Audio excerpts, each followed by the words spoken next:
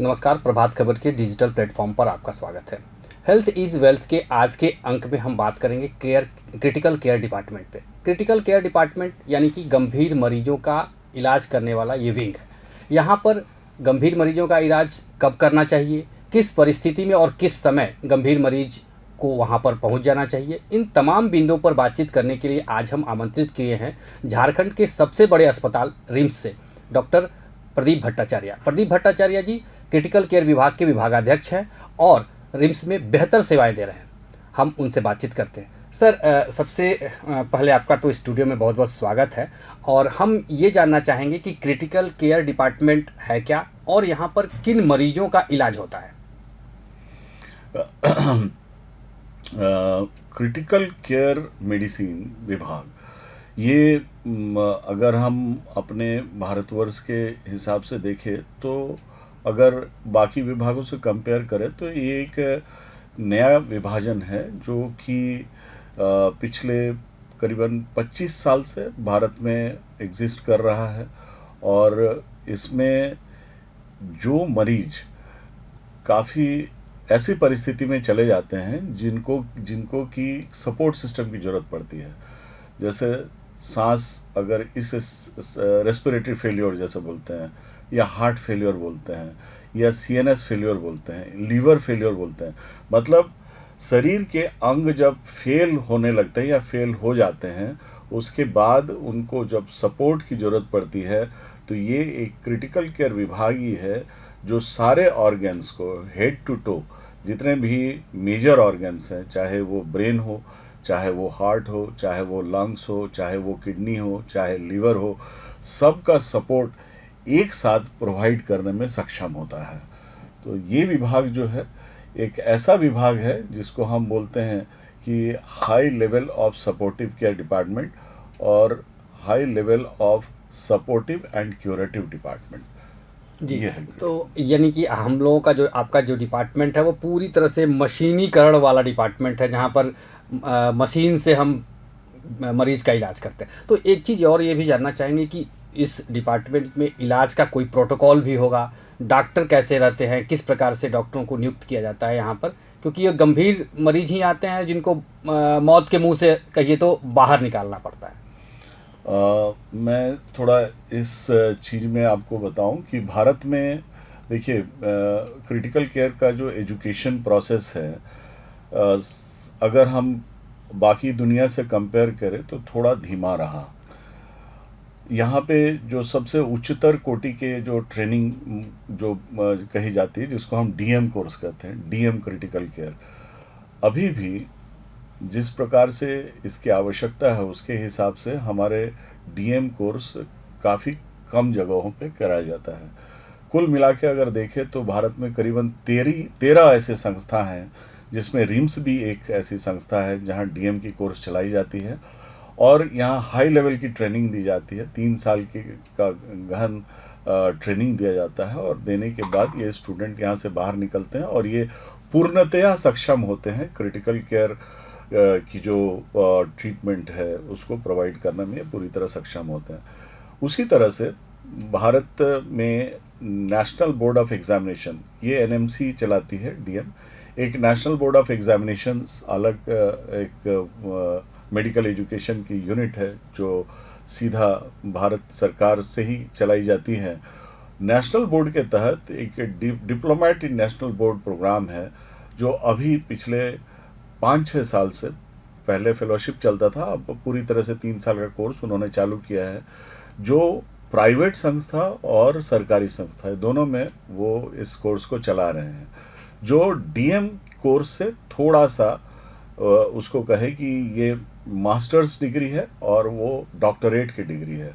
तो इस तरह से उसके नीचे वाले जो कोर्स है इनको हम डीएनबी कोर्स बोलते हैं। ये 3 साल की कोर्स है और ये पूरे भारतवर्ष में कई एक संस्थान प्राइवेट और सरकारी संस्थान में भी चलते हैं। इसके अलावा हमारी एक बहुत बड़ी सोसाइटी है जो पूरे भारतवर्ष को कवर करती है जिसको हम Indian society of critical care medicine बोलते हैं। ये 1998 से एक डिप्लोमा कोर्स चला रही है जो 1 साल का डिप्लोमा कोर्स है और उसमें एमडी करने के बाद स्टूडेंट्स को 1 साल की ट्रेनिंग देते हैं और उसके बाद उनको धीरे धीरे फेलोशिप ट्रेनिंग देने के बाद उनको अलग अलग जगह पे कॉरपोरेट सेक्टर, प्राइवेट सेक्टर में उनको प्लेसमेंट मिलता है और ये धीरे धीरे ट्रेंड होकर के और एक्सपर्ट बनते हैं। तो मिला जुला के देखा जाए तो सरकारी कोर्सेज और प्राइवेट जो हमारा सोसाइटी द्वारा चलाई गई कोर्सेज है, सोसाइटी वाली कोर्स इसलिए इम्पॉर्टेंट है कि ये सबसे पुरानी कोर्स है जो भारतवर्ष में चल रही है 1998, और आज मैं उस सोसाइटी का प्रेसिडेंट भी हूँ, ऑल इंडिया प्रेसिडेंट भी हूँ। और हम ये आपको बताते हुए मुझे भी गर्व महसूस हो रहा है कि हमने 5,500 से ज़्यादा क्रिटिकल केयर ट्रेंड स्टूडेंट्स अपने सोसाइटी से पास आउट करा करके पूरे भारतवर्ष में अलग अलग जगहों पे दिया है, जो कि आज उच्चतर स्तर पे, क्रिटिकल केयर के उच्चतर स्तर पे काम कर रहे हैं और अपनी सेवा दे रहे हैं। तो जो डिमांड है, जितनी डिमांड है उसके हिसाब से हमारे पास ट्रेंड क्रिटिकल केयर कंसल्टेंट्स की बहुत ज़्यादा कमी है। और मैं आपको एक चीज़ और बताऊं कि भारतवर्ष में जैसे प्रधानमंत्री जी ने कोविड के बाद घोषणा की कि हर संस्था, सरकारी संस्था के साथ एक क्रिटिकल केयर की अलग से यूनिट होगी 50 बेड की, जो हमारे रिम्स में भी तैयार हो रहा है और पूरे भारतवर्ष में इस तरह से तैयार हो रहे हैं। इनमें भी जब ये बन जाएंगे, बन के तैयार हो जाएंगे, इनके लिए भी बहुत सारे एक्सपर्ट्स की ज़रूरत पड़ेंगी। और मुझे ऐसा लगता है कि आज की परिस्थिति को देखते हुए भारतवर्ष में जो है जिस तरह की रिक्वायरमेंट है उसके हिसाब से बहुत आयात में इनकी संख्या बढ़ाने की ज़रूरत है, और जो अभी हमारे पास जिसकी बहुत ज़्यादा कमी है। सर एक चीज़ और जानना चाहेंगे कि जैसे क्रिटिकल केयर का जो लोगों को जहाँ तक जानकारी मिली वो कोरोना के बाद मिली, कि कोरोना काल में लोगों को पता चला कि क्रिटिकल केयर डिपार्टमेंट भी है जहाँ पर गंभीर मरीजों का इलाज होता है। तो वो जो हमने पिछले सवाल में भी आपसे जानने का प्रयास किया कि ये क्रिटिकल केयर जो डिपार्टमेंट है इसका प्रोटोकॉल क्या है सर, इलाज का प्रोटोकॉल क्या है, कब मरीज को क्रिटिकल केयर डिपार्टमेंट में जाना चाहिए या सीधे आ जाना चाहिए, तो वो एक थोड़ा सा जानकारी दीजिएगा। हाँ, ये मैं बताऊं कि क्योंकि इस विभाग की रिकॉग्निशन, जैसे हम मेडिसिन, सर्जरी, पीडियाट्रिक्स, ऑर्थोपेडिक्स, जो जिस तरह से हम एक मतलब एक आम आदमी को ऐसे इन विभागों के बारे में पता है, क्रिटिकल केयर विभाग के बारे में लोगों को पता नहीं है। होता क्या है क्योंकि आदमी, जैसे मैं एक आपको एग्जांपल देता हूँ कि एक आदमी है, उसकी सांस अचानक से तेज चलने लगी है। अब ये इंसान किधर जाए, इलाज कहाँ कराने के लिए जाए? कायदे से ये किसी अस्पताल के इमरजेंसी विभाग में जाएंगे, इमरजेंसी विभाग में इसको कोई जनरल डॉक्टर देखेंगे और जनरल डॉक्टर देखने के बाद इनको ऑक्सीजन लगा देंगे और थोड़े बहुत दवाई दे करके और कहेंगे कि अगर कायदे से देखा जाए तो ऐसे मरीज को सीधा क्रिटिकल केयर विभाग में जाना चाहिए। कारण ये है कि सांस उखड़ने का कारण कई दफ़े इतने गंभीर होते हैं जो कि एक हाई लेवल के एक्सपर्ट्स अगर नहीं रहे तो उनको ठीक नहीं कर सकते हैं, और नतीजा ये होता है क्योंकि 1 या 2 दिन के इलाज के बाद वो मरीज दम तोड़ देता है। उसी तरह से एक और एग्जांपल मैं देता हूँ, जैसे आपके घर में बड़े बूढ़े बुजुर्ग लोग रहते हैं या किसी को चोट लगा है, कोई एक्सीडेंट हुआ है, आप देखेंगे अचानक से वो कुछ उल्टा सीधा बोलना चालू कर दिया, या फिर वो अपने आधे होशो हवास में ऐसा कि सबकॉन्शियस स्टेट पे चला गया, हम कहें पूरी तरह से होश में नहीं है, कुछ ऐसे स्टेट में चला गया, तो हम ये सोचते हैं कि अरे इसको लगता है थोड़ा पानी वानी पिलाना चाहिए, इसको थोड़ा सा छींटा मार दो, इसको थोड़ा सा बैठा लो या इसको थप्पड़ मार दो। ये हमारे समाज में इस तरह के भ्रम बहुत ज़्यादा फैले हुए हैं।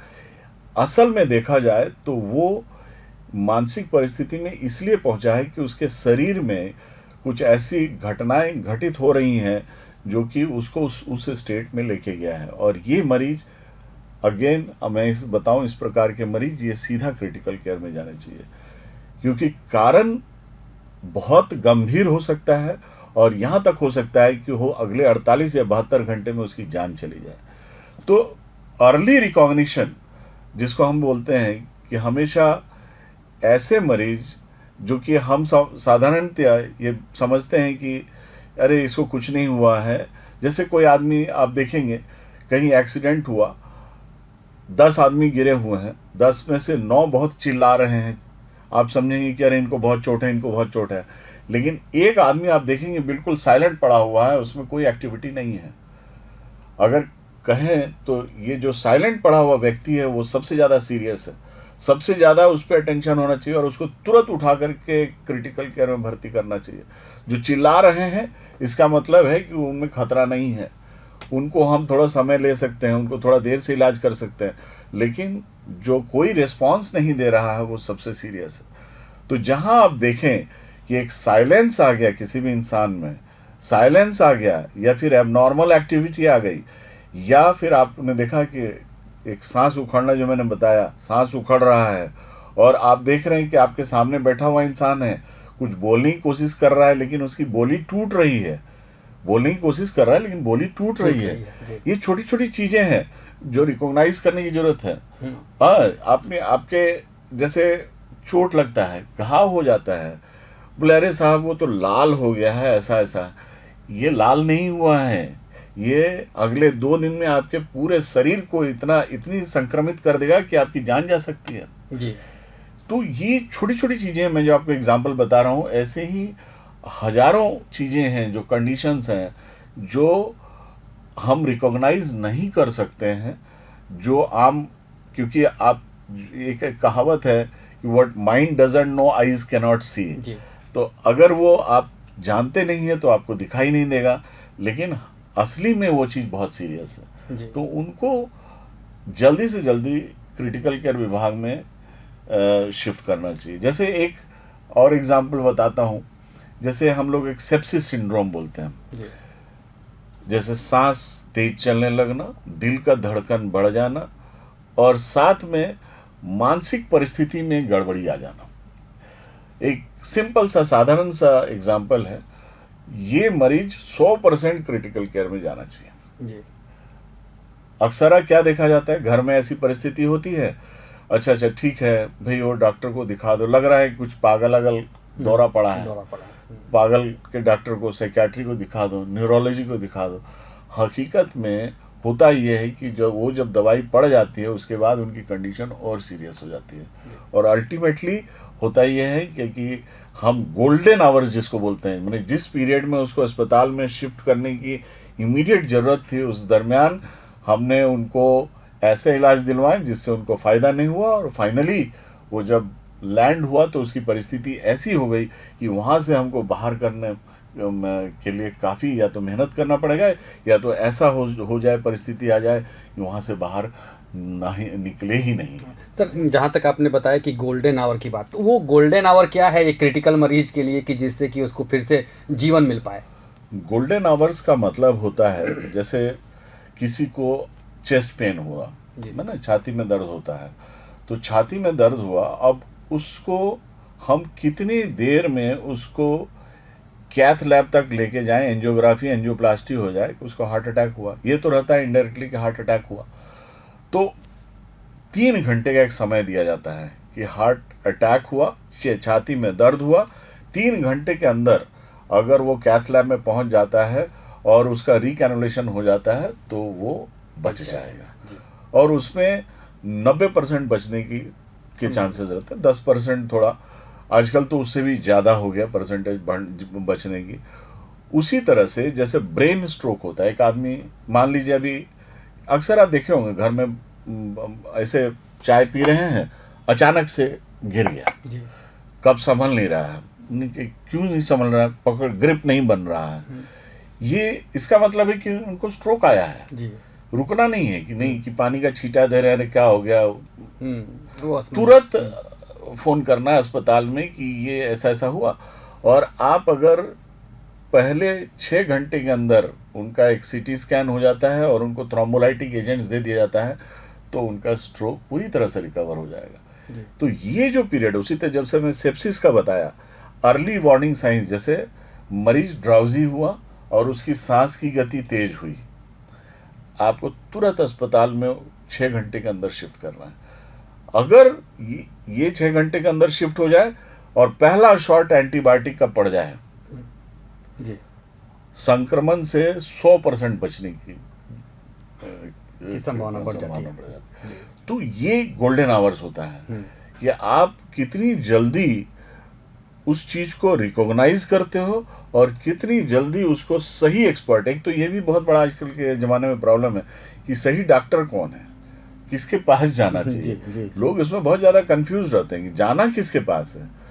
तो ये भी एक चीज़ है कि जैसे हम हमारे डिसिप्लिन में तो हमेशा रेफर होके आते हैं केस, जी। पहले मेडिसिन में जाते हैं, सर्जरी में जाते हैं, जनरल विभाग में जाते हैं और फिर वहाँ से घूमते हुए। रेफर होके आते हैं। जी। तो वो भी एक डिलेड मैंने arrival to critical Critical care care। को बहुत बड़ा कारण बनता सर, क्रिटिकल केयर एसोसिएशन की बात की कि आप लोगों ने क्रिटिकल केयर में आप एक बड़े पद पर हैं, तो क्या कुछ कमी है क्रिटिकल केयर डिपार्टमेंट की जैसा बताया, और कितना होना चाहिए? देश में क्या सिनेरियो है, झारखंड में क्या स्थिति, इसके बारे में थोड़ा सा बताएं। पहले तो हम झारखंड से ही शुरू करते हैं, क्योंकि झारखंड में अगर देखें कि क्रिटिकल केयर विभाग ऑफिशियली अगर गवर्नमेंट सेक्टर में कहीं रन कर रहा है तो वो सिर्फ रिम्स में है। और जैसा कि मैंने बताया कि रिम्स में हमारा पूरा फुल फ्लेजेड डिपार्टमेंट है, फैकल्टी हैं, स्टूडेंट्स हैं, कोर्स चल रहा है और हमारे पास इंफ्रास्ट्रक्चर और इंस्ट्रूमेंट्स भी सारे हैं। झारखंड में बहुत सारे मेडिकल कॉलेजेस हैं, लेकिन उन मेडिकल कॉलेजेस में ना तो एक्सपर्टाइज है, ना तो विभाग है, ना तो इंफ्रास्ट्रक्चर है, ना इंस्ट्रूमेंट्स है, कहीं कुछ भी नहीं है। तो अगर कुल मिला के देखा जाए तो सरकारी क्षेत्र में सिर्फ झारखंड पर लोड है।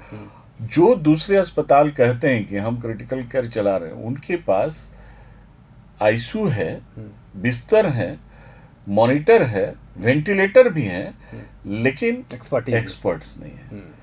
और वहाँ पे क्या हो रहा है कि एनेस्थीसिया विभाग या मेडिसिन विभाग, इन दो विभाग के लोग वहाँ उन मरीजों को देखते हैं। लेकिन ये समझने वाली बात है कि जितना ज्ञान आप एनेस्थीसिया में प्राप्त करते हो वो ज्ञान अपर्याप्त है क्रिटिकल केयर चलाने के लिए, और जो ज्ञान आप मेडिसिन में प्राप्त करते हो वो भी काफ़ी अपर्याप्त है क्रिटिकल केयर चलाने के लिए। इसका ज्ञान एक बिल्कुल ही अलग है जो लोग समझ नहीं पाते हैं। लोग समझते हैं कि वेंटिलेटर में डाल दिया क्रिटिकल केयर हो गया, और हम ये समझते हैं कि जो वेंटिलेटर से निकाल के मरीज को घर भेज सके वो क्रिटिकल केयर। जी, एकदम सही बात। आप समझ रहे हैं? जी। तो ये कहना कि हाँ हमको सेंट्रल लाइन डालना आता है, हमको ट्यूब डाल के वेंटिलेटर में लगाना आता है, ये एक टेक्नीशियन भी कर सकता है, हमें डॉक्टर की जरूरत भी नहीं पड़ सकती है ना। लेकिन उस मरीज को वेंटिलेटर से बाहर निकाल के घर भेजना, जो असली काबिलियत वहीं आता है। जी। हमारे पास महीनों तक रहते हैं ऐसे पेशेंट जो वेंटिलेटर में रहते हैं, और उसके बाद हम उसको धीरे धीरे करके ठीक करके और सही तरीके से घर भेजते हैं। और हमारे सैकड़ों एग्जाम्पल है, ऐसे नहीं एक दो नहीं है, सैकड़ों एग्जाम्पल हैं।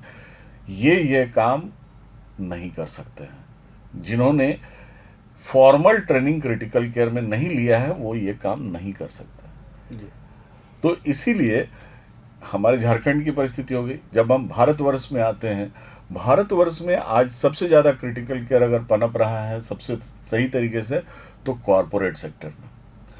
कॉरपोरेट सेक्टर इसलिए क्योंकि वो हाई एंड वाले काम करते हैं, जैसे आप बोले लीवर ट्रांसप्लांट, जी। लंग ट्रांसप्लांट, हार्ट ट्रांसप्लांट, ठीक है, एक्स्ट्रा कॉर्पोरियल मेम्ब्रेन ऑक्सीजनेशन, माने बड़े काम जो है ये आज भारतवर्ष में सरकारी क्षेत्र में पूरी तरह से डेवलप हो ही नहीं पाया। इवन अगर आप ऑल इंडिया इंस्टीट्यूट्स देख ले तो वहां भी नहीं डेवलप किया है, होता है लेकिन उस लेवल तक नहीं हो पाते हैं। तो ये गैप है, बहुत बड़ा गैप है, जबकि सरकार के पास पैसा कम नहीं है, सरकार पर ऐसा पैसा बहुत है। लेकिन इस चीज में एक ब्रेनस्टॉर्मिंग होनी चाहिए कि हम क्यों एट पार नहीं है कॉर्पोरेट सेक्टर का, ये बहुत बड़ा मैटर है। जबकि एक्सपर्टाइज में कमी नहीं है, सब कुछ है, होने के बावजूद भी हम एट पार नहीं हो सकते हैं। लेकिन ये जो भी है तो गवर्नमेंट सेक्टर्स में क्रिटिकल केयर बहुत कम है। कॉर्पोरेट सेक्टर्स, सारे कॉर्पोरेट हॉस्पिटल बोल लीजिए, और अगर एक सर्वे भी हुआ था आज से 2 साल पहले, हम आपको बता देते हैं कि पूरे भारतवर्ष में कितने आईसीयूज हैं आपको मालूम है? 95,000 से ज़्यादा आईसीयूज हैं, 95,000 से ज़्यादा इंटेंस आईसीयूज हैं। और जहाँ तक क्रिटिकल केयर एक्चुअल एक्सपर्ट्स की बात है, मुश्किल से 10,000 या 15,000 लोग हैं एक्चुअल एक्सपर्ट। बहुत ज़्यादा गैप है। अब आप समझिए कितना बड़ा गैप है। तो सर एक चीज़ और है कि आपका जैसे क्रिटिकल केयर ने में बताया आपने कि जैसे गंभीर मरीज आते हैं, तो एक नाम सुनकर लोगों में भय होता है कि क्रिटिकल केयर में चले गए तो अब शायद बच पाना बड़ा मुश्किल। तो ये क्या है, मतलब कितना परसेंटेज वहाँ से वापस आ जाता है मरीज, रिकवरी कितनी है उसकी? नहीं, ये जैसा कि मैंने आपको शुरू में ही बताया कि अगर हमारे पास मरीज फर्स्ट रिस्पॉन्स में आ रहा है तो आप समझ लीजिए 90% चांस है बचने की। अगर वो मरीज 2-3 अस्पताल पीट के आ रहा है तो ऑब्वियस है चांस जो है 40-50% पे गिर जाएगा। और अगर वो मरीज पता चलता महीनों के बाद हमारे पास आ रहा है इधर उधर इलाज करा के, तो फिर हम 10-15% से ज़्यादा का नहीं दे सकते। तो ये एक बहुत बड़ा फैक्टर होता है कि उसका प्राथमिक क्रिटिकल केयर, मैंने हम उसको फर्स्ट एड बोल लेते थे, उसमें इमरजेंसी बोलते, तो उनका पहला इलाज कहाँ पे हुआ। जैसे हम बोले कि सांस उखड़ने के बाद वो चले गए सामने हॉस्पिटल, घर के सामने हॉस्पिटल, यूजुअली यही होता है, घर के सामने नर्सिंग होम चले गए। अब वहाँ जो आदमी बैठा है उसने क्या किया उस पर पूरा निर्भर करेगा वो मरीज आगे की जिंदगी का। वो डिसाइड करेगा कि वो कितना दूर तक बचेगा नहीं बचेगा। अगर उसने घड़ी का कांटा इधर घुमाना था इधर घुमा दिया, तो अब आप समझिए कि एक अच्छा खासा इंसान जिसको कि बढ़िया 3 दिन में ठीक होकर के घर जाना चाहिए था, वो ऐसा फंस गया कि वो अब हो सकता है ना निकल पाए, अपनी लाइफ फिर से रिगेन नहीं कर पाया। सर एक चीज़ और है कि जैसा कि क्रिटिकल केयर की बात कर रहे हैं, व्यवस्थाएं कमी हैं, सारा कुछ व्यवस्थाएं, अभी डॉक्टर्स की कमी है, सब कुछ है, गवर्नमेंट भी लगी हुई है, लेकिन करना क्या चाहिए, क्या होना चाहिए, क्या गाइडलाइन अगर झारखंड में होना चाहिए, क्या इस कंट्री में होना चाहिए, जिससे कि एक आम आदमी को गंभीर अवस्था में जो पहुंचता है उसका सही से ट्रीटमेंट हो जाए? इसमें हमारी भारत सरकार काम कर रहे हैं और हम as a president of Indian society critical care medicine, हमारे साथ टाई अप भी है और बहुत सारी चीज़ें अभी चल रही हैं। जैसे मैं आपको बताऊं, एक स्पोक एंड हब मॉडल चालू किया गया है भारतवर्ष में अभी, और झारखंड में भी अभी आया है और ये बहुत जल्दी स्टार्ट होने वाला है। इसमें क्या है कि स्पोक एंड हब का मतलब होता है कि जैसे आप देखेंगे साइकिल का बीच में, चक्के के बीच में एक वो होता है, बियरिंग होता है और उसके किनारे किनारे स्पोक्स लगे रहते हैं, इसको कहा जाता है spoke and hub model.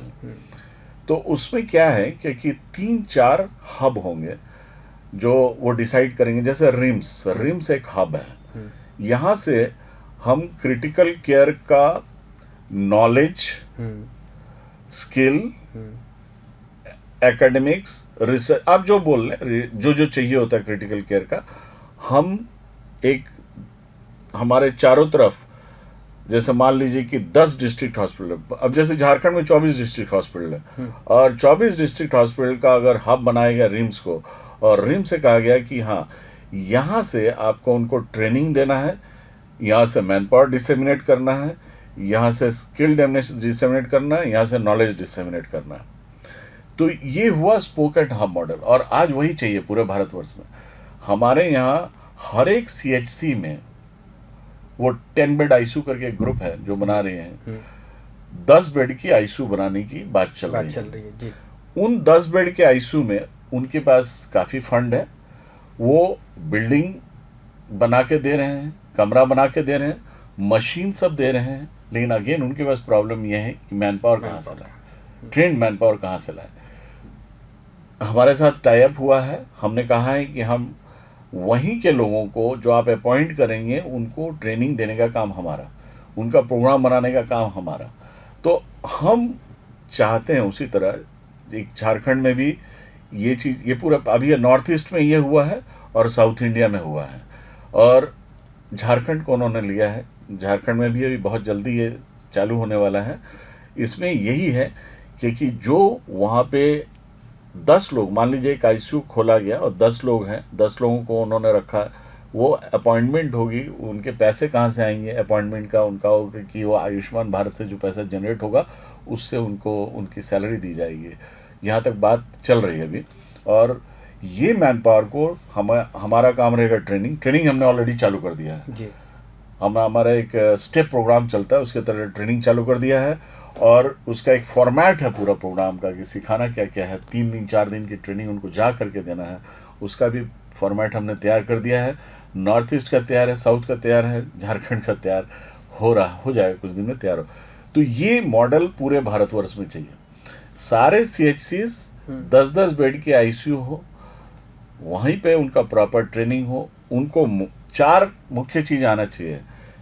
Life को तुरंत सेव कैसे करना है, सांस का सपोर्ट कैसे देना है, हार्ट का सपोर्ट कैसे देना है, और मरीज को प्रॉपर तरीके से ट्रांसपोर्ट कैसे करना है। ये अगर 4 चीज़ सीख जाते हैं कि हाँ एक सेफ पीरियड में मरीज को ट्रांसपोर्ट कर दिए, क्योंकि लाने में भी एक कला है, एक जगह से दूसरी जगह ले जाने में बहुत बड़ी कला है, वो अगर सीख जाते हैं तो हमारा पर्पस काफ़ी हद तक आने वाले 10-15 साल में सॉल्व हो जाएगा। सर एक चीज़ और चलते चलते भी जानना चाहेंगे कि ये तो भाग दौड़ की हमारी ज़िंदगी चल रही है, एक स्वस्थ जीवन शैली, क्रिटिकल केयर भगवान ना करे किसी के पास आपके डिपार्टमेंट में आना पड़े, उसके लिए एक स्वस्थ जीवन शैली क्या हो कि हम बीमार कम पड़े और अपने जीवन को स्वस्थ रख सकें?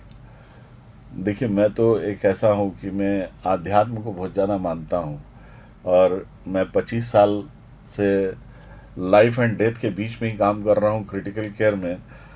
तो मुझे तो यही लगता है कि लाइफ किसी का भी परमानेंट तो है नहीं है और कब किसके साथ क्या हो जाए ये भी नहीं मालूम। इंसान को बिंदास जीना चाहिए, बहुत ज़्यादा रेस्ट्रिक्शन के साथ भी नहीं जीना चाहिए और बहुत ज़्यादा लिबर्टी के साथ भी नहीं जीना चाहिए।